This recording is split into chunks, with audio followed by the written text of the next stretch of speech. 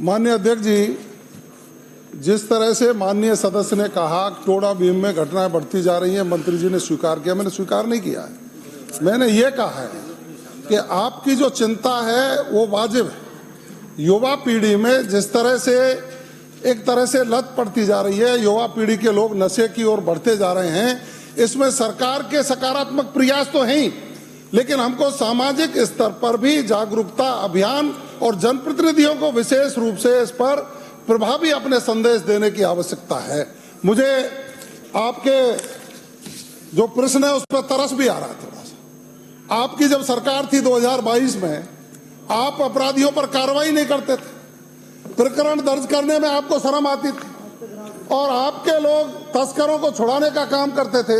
हमने आप देखिए 2022 में 3740 प्रकरण दर्ज हुए, वहीं हमने 2024 में 5246 प्रकरण दर्ज करके उन पर प्रभावी कार्रवाई करने का काम किया।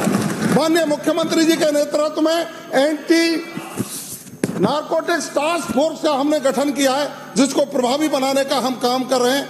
निश्चित रूप से मैं कहना चाहूंगा, पूरे प्रदेश में जिस तरह का हमने प्रभावी कदम उठाए हैं, आप देखेंगे मुख्यालय स्तर पर नशे की गोलियों, मादक पदार्थों के बढ़ते प्रचलन और नशे की रोकथाम हेतु समय समय पर विभिन्न प्रकार के हमने आदेश निर्देश जारी किए हैं, जिससे हमारी नीचे की व्यवस्था है वो दुरुस्त हो। उसके अलावा हर वर्ष 26 जून को नशा मुक्ति दिवस के अवसर पर राज्य के समस्त जिलों तथा नशा मुक्ति अभियान चलाकर स्कूलों, कॉलेजों, गांवों की चौपालों पर लोगों को नशे के दुष्प्रभावों के बारे में बताया जाकर नशे के प्रति जागरूक करने का काम सरकार के द्वारा किया जा रहा है।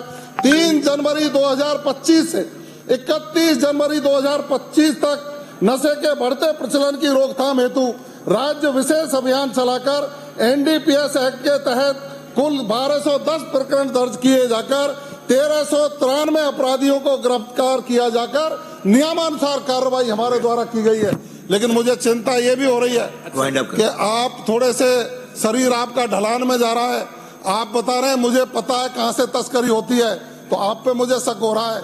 या तो मुझे आप बता देना, नहीं आपके मिले होने का भी मुझे संदेह हो रहा है। शरीर जिस तरह से आपका जा रहा है, मुझे बता देना। सदन की कार्रवाई 2 बजे तक